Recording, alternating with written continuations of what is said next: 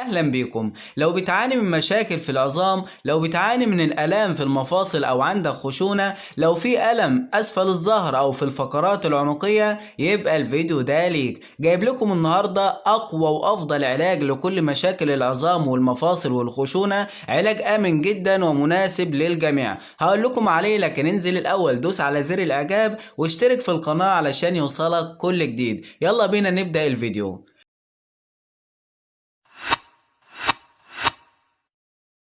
وزي ما عودتكم في اول كل فيديو، انا مش دكتور ولا صيدلي، لكن بجيب لكم حاجات ناس جربتها وجابت معاها نتيجة كويسة، فبقول لكم عليها على اساس انها تجيب معاكم نتيجة كويسة. لكن ما تستخدمش اي علاج غير لما ترجع للدكتور او الصيدلي، لان هم اكتر اتنين هيقدروا يقولوا لك الحاجة دي تنفع معاك ولا لا. زي ما قلت لكم بقى في اول الفيديو، جايب لكم اقوى علاج لخشونة والام المفاصل. العلاج ده اسمه جينوفيل. جينوفيل يا جماعة زي ما حضراتكم شايفين كده مكتوب على العلبة التركيبة الثلاثية لصحة المفاصل، وده علشان بيحتوي على 3 مواد فعالة.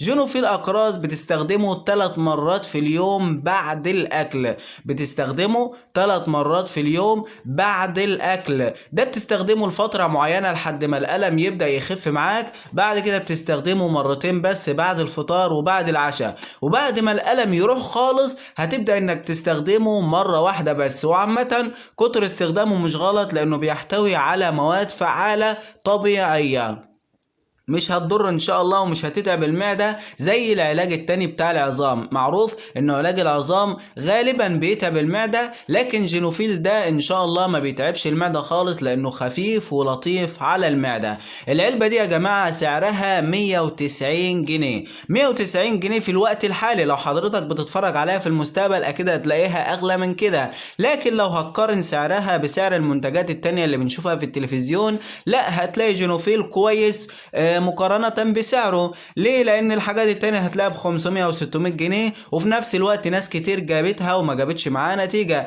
لكن العلاج ده يا جماعة مرخص من وزارة الصحة وموجود في كل الصيدليات، وآمن جدا وفعال جدا جدا. العلبة زي ما حضراتكم شايفين كده بتحتوي على 5 أشرطة، 5 شرايط زي ما حضراتكم شايفين اهو. الشريط الواحد بيحتوي على 10 أقراص. زي ما قلت لكم بيستخدموا 3 مرات في اليوم بعد الاكل لفتره معينه. بعد كده بتقلل الجرعه شويه، بعد ما الالم يبدا يروح بتستخدمه مرتين. بعد كده بتقلل الجرعه كمان وتستخدمه مره واحده بس.